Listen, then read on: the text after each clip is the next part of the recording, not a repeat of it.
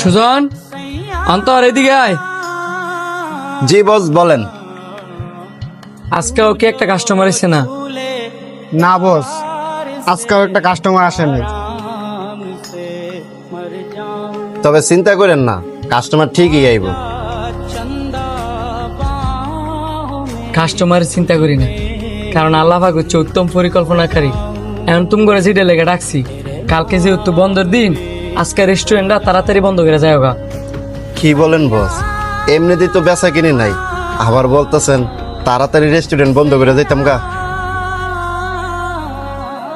আপনার যদি মন চায় আপনি বাড়ির যায় বই তেন গা, আমরা কালকেও রেস্টুরেন্ট খোলা রাখবো, কারণ কাস্টমার কোন সময় আসে বলা যায় না। তোমরা যেটা ভালো মনে করো। আমি আর এই রেস্টুরেন্টে কাজ করতাম না রে। আমি নিজেও চিন্তা করছি এনতে যাবো গা। বস আইলই লই দুইজন এই বিষয়ে কথা কমনে।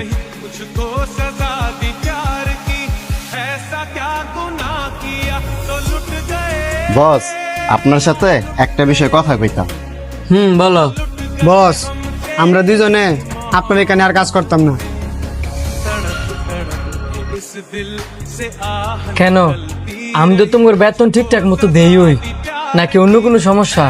বেতন দেন ঠিক আছে, এমনিতে তো আপনার রেস্টুরেন্ট চলে না, এর মধ্যে আমগর আবার বেতন দেন, আপনার অনেক কষ্ট হয়ে থাকে না?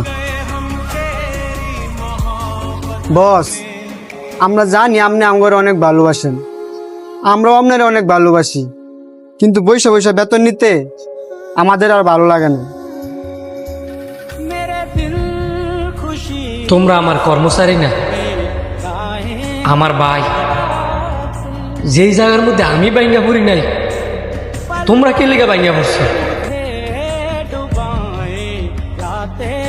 দেখ, খারাপ সময় আসে ভালো সময়ের জন্য। ধৈর্য ধরে থাক, একদিন দেখবি ভালো সময় ঠিকই আসবে।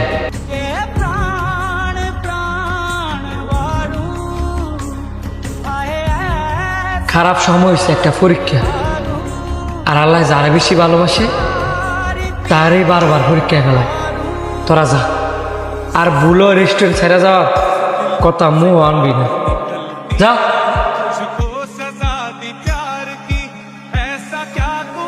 ভাই আপনাদের মেনুটা দিন তো। স্যার এই যে মেনু কার্ড, কি খাবেন দেখেন। যে গরম পড়ছে, এই দই চিড়াটা কেমন হবে? স্যার আমি মুখে কিছু বলবো না, আপনি দই চিড়াটা ট্রাই করে দেখেন, আপনি নিজেই বলবেন কেমন হয়েছে।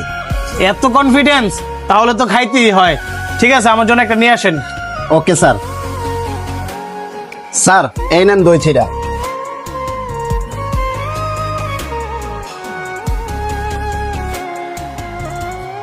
এই রেস্টুরেন্টটা কি আপনার? এই দই চিড়াটা বানাইছে কে?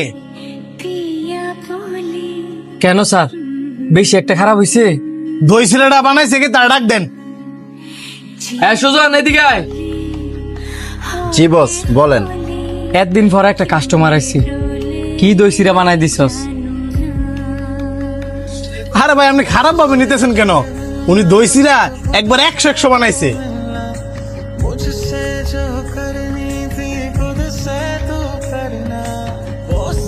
এখন আপনি আমারে 250 দই চিড়া দিয়ে হেল্প করতে হইব, কারণ সামনের শুক্রবারে আমার ছোট বোনের বিয়ে। ভাবতেছি দই না খাওয়াইয়া আমার ছোট বোনের বিয়েতে সবারই দই চিড়াটাই খাওয়াবো। কি দিতে পারবেন না?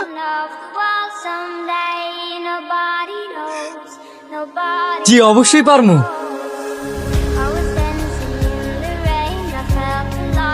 এই ধরেন এখানে 10,000 টাকা আছে, অ্যাডভান্স দিয়ে গেলাম, আর বাকি 5,000 টাকা যারে দিয়ে দই চিড়া পাঠাইবেন তার কাছে দিয়ে দিন।